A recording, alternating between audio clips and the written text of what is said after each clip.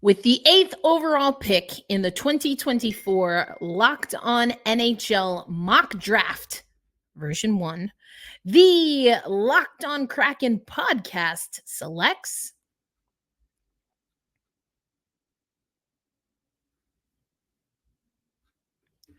With the 8th overall pick in the 2024 Locked On NHL Mock Draft, version 1, the Locked On Kraken podcast selects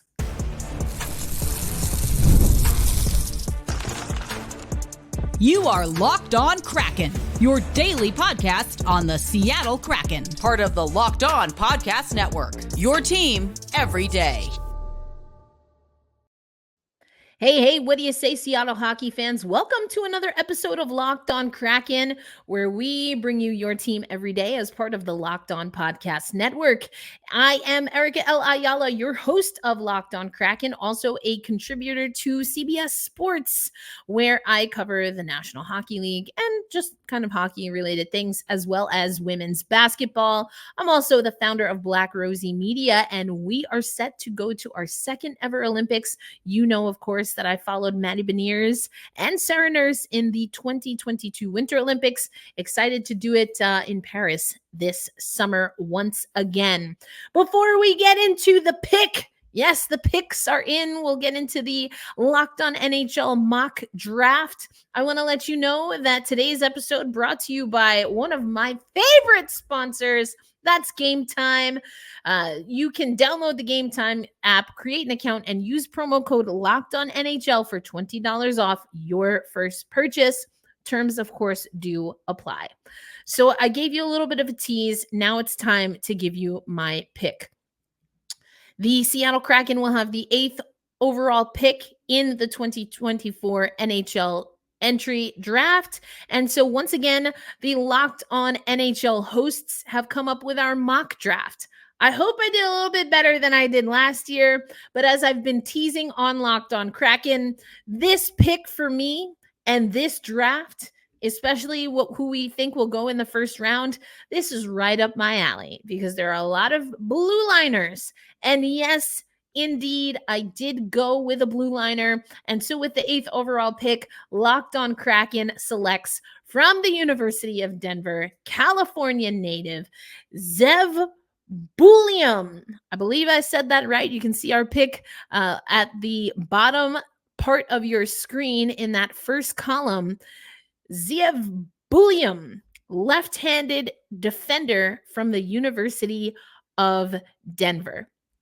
Now, there are a few mock drafts out there that do think the Seattle Kraken will take a defenseman in the upcoming draft. And yeah, if you are an everydayer, an OGer, then you know I like that notion a lot. I've alluded to it. I want to see us develop some young blue liners. I think we have a few that have a really good shot that are already in our system and who we will talk about a little bit later on the show and later in the week to make the big squad. They have some unfinished business, though, first with the Coachella Valley Firebirds, but I like this pick for a few different reasons. And as we're going through this segment, what I'm going to do is this is a video compilation created by NHL, draft 2024. And it's just a really good highlight package. You can see here that Buium, it goes as high as 4 in some mock drafts, but as low as 20. And given who went ahead of us in our draft pick, you can see he's had time with the USA development team with the University of Denver. He's got some tattoos to commemorate some of the championships that he's won. He talked about that at the Combine. I think that this is a good pick. He's a rookie in Denver. You can see that he was named National Rookie of the Year watch list. He is an offensive-minded defender, and you can see that right here. And that being said, he also plays solid defense. And there are elements of his game that make for a full, complete game in all three zones. And a part of that is because before he went to the junior program, I believe with the LA Kings, he was actually a forward. He was skating as a forward and then was switched to a defenseman. And so you'll see in some of this video here, again, love that some of this was made available through this YouTube page. Go check it out. I'll leave the link in the show notes. But what you would hear if we were playing the audio and the commentary that you're getting is that he can calmly carry the puck as he does here, cuts back, and then creates a scoring opportunity for his teammates. Now, you know me, I love solid defense as far as what you're doing to prevent the other team from scoring. I think that in today's day and age, in all sports, really, you also have to be a defender that can create opportunities for your own team. And Buium has some great skating ability. He has some great speed, and we're going to talk about speed in the next segment coming up here. But I like Buium for this pick. There's a lot that has been said about him in the hockey news. For example, I'm going to close out of this just for a moment. We can get back to it in a bit. The hockey news saying there may not be a more well-rounded and intelligent defenseman than Buium. With his balance of offensive aptitude, defensive fortitude, and effective transition play. I want to highlight that part there. Effective transition play. Zone exits, zone entries. They've been a problem. We've talked about it with the Seattle Kraken in the past. And this is a player that as he continues to develop, as he continues to get stronger, is going to be able to do that. Buium has been talking to media. Of course, we've got the combine happening. And one of the things that he said is that he has actually worked on being able to get not only around larger, heavier players, but also how to defend those kinds of players. In just looking at some of the video, and I don't know if anyone else is giving this comp, but just from my eye test, he reminds me of how Oliver Bjorkstrand skates, and I love how Ollie skates. He's got a great awareness, a knack for the front of the net, but he ain't never scared. As we, if you listen to hip hop in a certain era, you know what I'm talking about there. Anyway, he is fearless. He's smart. He's not going to get into situations where he's going to put himself or his team in danger, but he's not afraid of contact. He's not afraid to get into areas. He's not afraid to go search for the puck. And obviously, you can see here, has a knack for the back of the net as well. Oliver Bjorkstrand is that kind of player for me. And I think it's just great to see someone with that kind of aptitude on the blue line. I do think that Buium can be someone that really steps in and focuses on the defensive side of things. We're watching highlights. Everyone likes to see goals and highlights. I personally like to see a breakdown of good defense, but I feel like I am a select few in that respect. That being said, he knows there are things that he wants to continue to work on, when it comes to his ability to be a really good, solid defender, especially if that's the role that he's going to play. Right now in the clip, they're showing a little bit about his passing. We know so much of the offense that is generated in the National Hockey League is coming from your blue line. And that's why we talked about it early in the show before the Seattle Kraken even had a roster. What was Ron Francis telling us? That he wanted to build up the middle, and that comes from the blue line, because you want to be able to get your attack from your blue line moving forward. That's passing from the back, but also passing in your own offensive zone. And he just, again, has good IQ, but also good vision on the ice, and is able to set his teammates up, lead them with solid passing, as you see right there, to where it's a no-brainer. It's a goal every time. Other things that we're hearing about Buium, whether he is driving into the slot with a puck or looking to present himself as a passing option, Buium is constantly in motion. That's huge for me, because if you are an everydayer and an OGer, I really do like Adam Larsson. But Adam Larsson in season 1 in particular, I just wondered sometimes if he had cement boots. We need to move. When I break down bad defensive plays on Locked On Kraken, I'm most of the time talking about being in bad positioning. And bad positioning on defense usually happens when you are not moving. So I love that. Now, here is something, and I've already alluded to this, but here is something that he has to work on. He must continue to get stronger to deal with board battles and net front traffic. So now this is where, if you want to give a demerit, if he were to be in the NHL and with the Seattle Kraken this coming season, does he give us enough size at 6 foot, 183 pounds? Is he strong enough in the net front?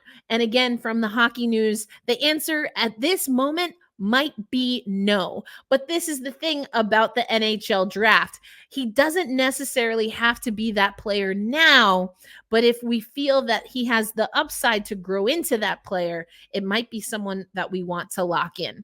Other thing that we get from the Hockey News, as of right now, he uses his craftiness, like Oliver Bjorkstrand, to stay out of trouble, but that won't always work when you deal with NHLers. And I would argue particularly that if he's going to be a blue liner, that's not going to work, because he has to be the one that forwards are going to have to be crafty against. So he has to get some strength, some weight, and he has to be able to utilize his strength and weight to push others off the puck, not just at the net front, not just when you are in the board battles, but also in, open ice. So I like this pick, but of course, I want to know, what do you think? Here is also the quick rundown. Of course, Celebrini going first to the Sharks. I think Iginla going to Calgary. A lot of people not surprised there. Whether he will go at 5 or a little bit later, perhaps at 9 with the pick, but that is the luxury that right now the Flames have. Someone else to keep an eye on, especially at number 8, is Carter Yumchuk. I've seen a lot of drafts where he could be a player that goes. It was someone that I considered. I think Caden Lindstrom also someone to keep an eye on. There's just a lot of ways that this draft could go, but from what I'm seeing and what I resonate with, I like Zeev Buium to Seattle at pick number 8. Coming up next on Locked On Kraken, I want you to actually hear from our soon-to-be head coach, and that is, of course, the one and only Dan Bylsma. He joined NHL Network, and I'm not going to play the full clip for you, but I do want you to hear just a little bit of what he had to say about playing with speed. Buium, I think, will fit into this, and so do some of the other prospects that are going to play with the Coachella Valley Firebirds as we get ready for the Calder Cup Finals. Game 7 between Cleveland and Hershey is tonight, and the winner of that will advance to take on the Firebirds in the Calder Cup Final. We'll break that down while also going back to what looks like the curtain call for Chris Driedger. Another great story on Driegs. I'm going to bring that to you later on today's episode. Mentioned it at the top of the show, but today's episode brought to you by Game Time. I love using the Game Time app. I truly do use it. I travel a lot, and when I'm out of town, I want to make sure I'm getting the best deals. I don't always have pre-planned ideas for my off days because I don't always have off days, but when I go to Game Time and I do have some free time, I know that I can find flash deals, zone deals. I can take a look at the view from my seat, and of course, it's all in pricing, so I'm not blowing my travel budget. I also love the lowest price guarantee. Game Time will credit you 110% of your ticket price if you find a ticket for a lower price, the same event, same section, same row. And so you always know you're going to get the best deal. I use the Game Time view from the seats when I look for M's games for me and a good friend when I'm in Seattle, and you can't beat it. You just know that you're going to get a panoramic view of the seat and you can take a look before you purchase. So take the guesswork out of buying tickets, whether it's for the NBA finals, for the WNBA, for your favorite bands, whatever the case is, by downloading the Game Time app. Use promo code Locked On NHL. That will get you $20 off your first purchase. Again, create an account, redeem code Locked On NHL. LOCKEDONNHL for $20 off your first purchase. Terms apply. Download the Game Time app today. Last minute tickets, lowest price guaranteed. Thanks as always for making Locked On Kraken a part of your daily destination. Erica Ayala here, your host, and I gave you my pick. My pick is in. Let me know what you think. We can kind of break down the other picks as we go through things, but I'm going to let you know I really like this pick. I like Buium. The more I hear what he's talking about, the more I hear what other people are saying about him, but I have listened to his videos from the combine, and sometimes you get really weird things like, I guess, the questions that were asked, what's your Uber rating? Or, if you were recruited to the military, would you be a medic or a sniper?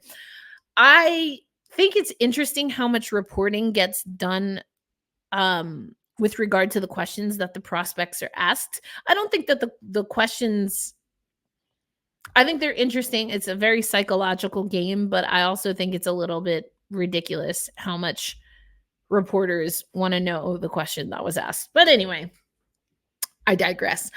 I want to get you to Dan Bylsma, who joined NHL Network. And there were a few things that he said that I thought were really noteworthy. One is that he gets into a little bit more, and we talked about this before, not in any real detail, but he summarizes what he said during his press conference regarding that his head coaching journey in the NHL prior to now taking the helm for the Seattle Kraken has been one where he had to kind of lick his wounds a little bit. He was asked specifically about leaving Buffalo, and that he had to learn a lot. And part of that learning process was to step back, to not take a head coaching role. But when he did that, he realized how much he wanted to be a head coach again. And, flash forward, that's why he took an assistant role for, at the time, the Charlotte Checkers. And when he took that role, he said in, no minced words, that he took that role in hopes that he would get the Coachella Valley job. Now, did he know that that might lead to taking over the Seattle Kraken at the time? He says no, and I'll take him at his word, because it just seems to me like Dan Bylsma was really focused on being the best version of a head coach that he could be, and he was okay to do that in the AHL. But now he's going to take the Seattle Kraken hopefully to newer heights. He talked also about being down 0-2 in a series and what he learned from that with Pittsburgh, I believe it was, ultimately winning a championship. And I love that he talked about, when you're in that situation, what you say as a coach is not the most important thing. He talked about what his players were saying and how it was all about making sure that his coaching staff was reinforcing what the leadership and what the players were saying. And I just really love that. I think it goes back to why we talk so much about his player development role and his ability to, really facilitate a little bit of that in the AHL, while also having his assistants do the same. Familiarity with young talent. I mean, that's kind of what I just talked about. He was asked about that as well. But the one thing that I want to play, and this is what I think is the most interesting for me, is what Dan Bylsma said regarding how he wants this Kraken team to play. And I think, to me, it was really illuminating on what we can expect as Kraken fans when it comes to the Bylsma era. And, spoiler alert, he wants to play fast. But I want you to hear from Disco Dan himself. He, again, talked to the NHL Network and, had some really insightful things to say, I think, regarding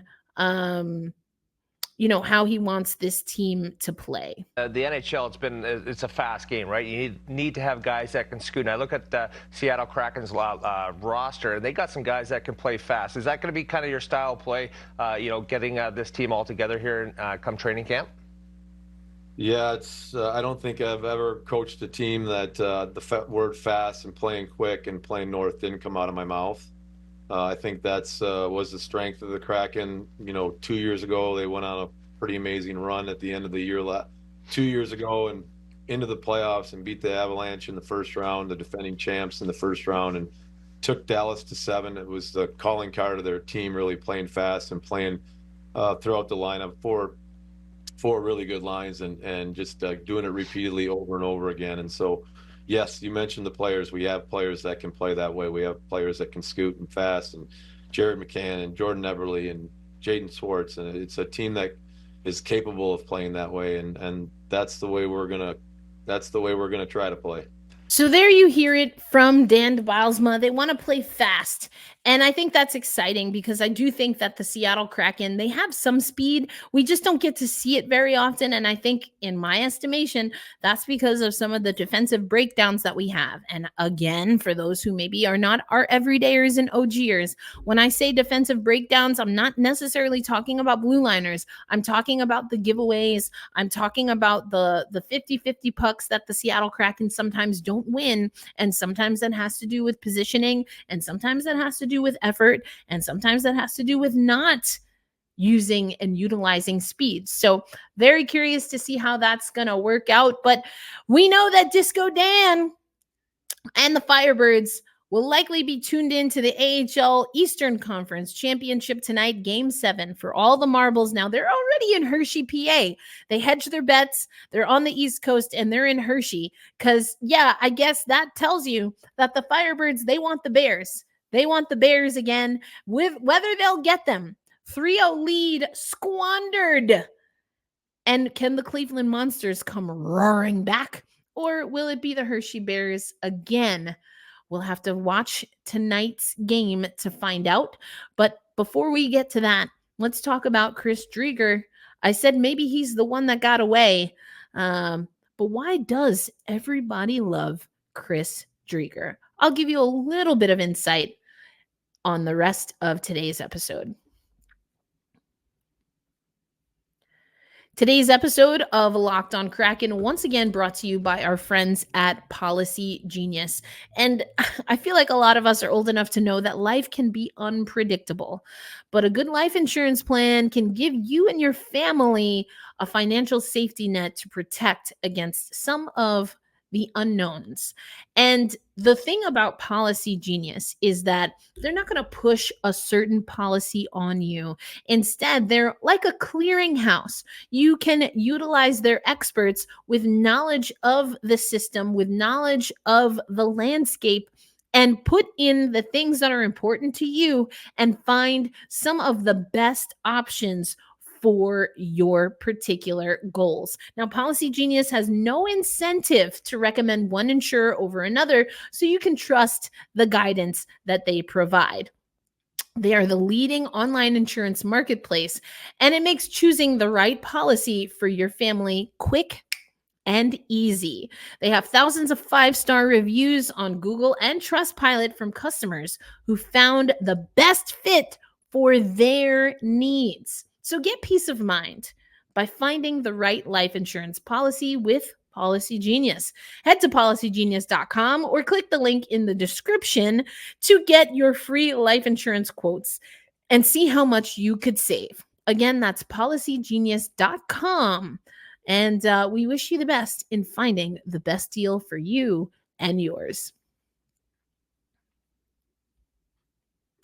Episode coming to a close here, but not before we give stick taps to Chris Driedger. We have another great article, this one coming from the Seattle Times, and it is the one and only Jeff Baker.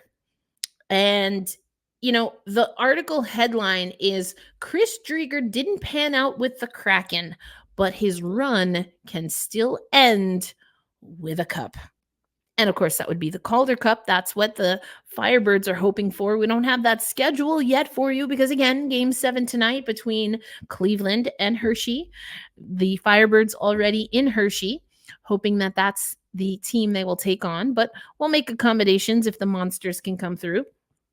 Either way, I'm going to read a little bit of this to you. Driedger never imagined he'd spend the final 2 seasons of his 3-year, $10.5 million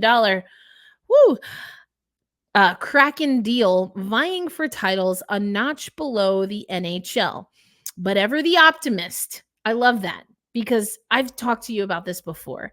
I've spoken to Chris Driedger a handful of times now, and his energy, his positivity, his outlook, the way that he even considers the mental health and wellness aspect of the game is so refreshing. I love talking to him, and he gives very thoughtful answers. Anyway, let's go back to what Jeff wrote. He's cherishing the opportunity to snag hardware and lasting memories. It's been a lot of fun. I mean, I've never been in this position as a pro. So to be able to come into a spot here where the team is firing on all cylinders and have a chance to win a championship with an incredible group of individuals is really special. Driedger is a consummate professional. If you are a insider, then you know I spoke to Chris Driedger, and his hope, his expectation, even after coming off of his recovery stint, was that he was going to be with the Seattle Kraken. And I told you, we talked about it last offseason. It was going to be a competitive training camp. It actually ended up being structurally not as competitive as I would have liked. That being said, it was very competitive in the goalie slot. And Driedger was not selected. It was Joey Daccord who was selected. And I like that selection. Joey really stepped up for us this year. And then, of course, we ran him into the ground. But that's a whole nother conversation for another episode. Or you can check out some of the past episodes. It happened with Martin Jones, too. But anyway, I digress. We need better defense. I don't care what your advanced analytics say. I know. I sound like one of those people. I'm not sorry. Back to Chris Driedger and why everybody loves Driedger. He just has a really positive approach without being cocky and without being too meek, which I like. And so this line, I think, hits on what I'm saying. Jeff writes, if he's at all bitter, he's done a great job concealing it, eagerly touting a Kraken future unlikely to include him. Ouch. Ooh, that line was brutal. I felt that. Like I read it before, but like reading it out loud was very different. That hurt me. Anyway, here's the quote from Chris. I'm looking at this Coachella Valley team and I'm really, really optimistic about the future of the Seattle Kraken. There's a culture in Coachella Valley that's second to none. I mean, this is my 10th year as a pro, and I've never seen anything like this in any organization. And what Driedger is saying there echoes what we've heard from Tad O'Had. It echoes what we've heard, especially from some of the Kansas City Mavericks players, some of them who've had time with Coachella Valley. There's something special happening here. And even though some of the fine bits like winning hockey games or being able to score last season don't seem to be making their way trickling up to the big farm, the process is there. The foundation is there. And again, it's a little contentious when you have an expansion draft and you have to kind of create this out of nothing, as opposed to these young hand-selected prospects being able to benefit from what we're learning at the big club, which is why the Seattle Kraken starting to close that gap by bringing in Dan Bylsma. We've been talking a lot about Shane Wright, and no, just for the record, I don't think we should trade him. Just because he's a part of trade rumors doesn't mean here at Locked on Kraken we think we should trade him. That's a heck no. It's a no for me, dog. Whatever you want to say. No, nada, niente. Not doing it. This is the time, Kraken fans, right? This is the time to bridge the gap. And Dan seems to be the guy to do it. It doesn't look like Chris Driedger is in the future for the Seattle Kraken, but he can help forge the path forward. And that's what he's doing.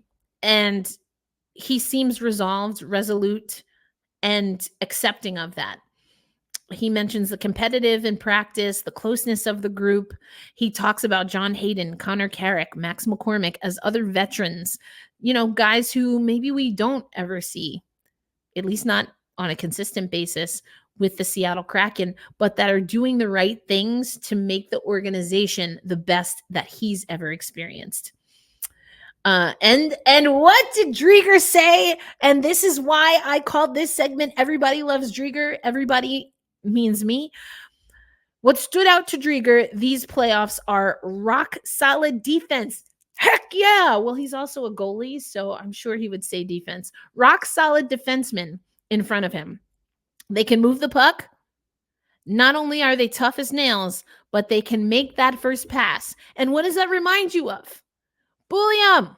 We just talked about someone who is a rock solid defenseman who moves the puck, can be tough as nails, maybe needs to upgrade a little bit there, and can make the first pass. That is the future of hockey. That is the future of the Seattle Kraken. And Chris Driedger and your host of Locked On Kraken, Erica Ayala, we are here for it.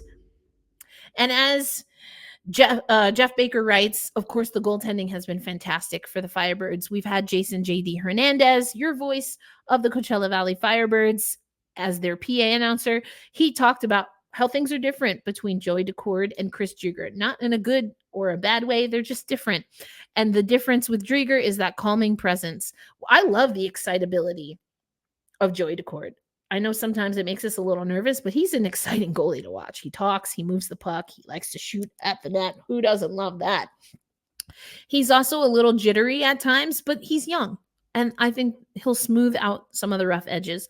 Driedger's already done a little bit of that, so he just has a different presence.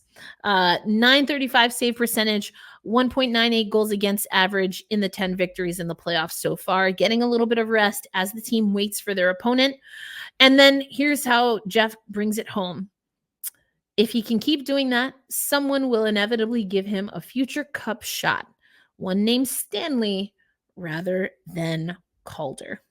Well, we can't speak to the future there, but I'm sure glad, we've got Driedger in net for us as Dan Bylsma, Chris Driedger, and a lot of other returners, and of course, just the entire Firebirds roster staff, they look to shore up that unfinished business and bring a championship to Coachella Valley. That's our show. Watch tonight's game. There are going to be watch parties, I know, in Seattle. And of course, we will, on tomorrow's episode, talk about who is going to take on the Coachella Valley Firebirds in the AHL Calder Cup Final 2024. It's going to be an exciting one. I should have been more specific. There may be watch parties for tonight's game, but that's between Cleveland and Hershey. There will definitely be watch parties once we have the full schedule for the final, and we will have that here for you on Locked On Kraken. Until the next episode, be kind to yourself, be kind to one another, hold fast, stay true. We still have so much love for the Kansas City Mavericks. Best season ever in franchise history. So go Mavs, go. Of course, let's go Kraken. And loud and proud we say, until the Calder Cup is raised and hopefully brought back to Coachella Valley, let's go Firebirds. Let's get fired up. I'll catch you on the next episode. Peace out, everybody.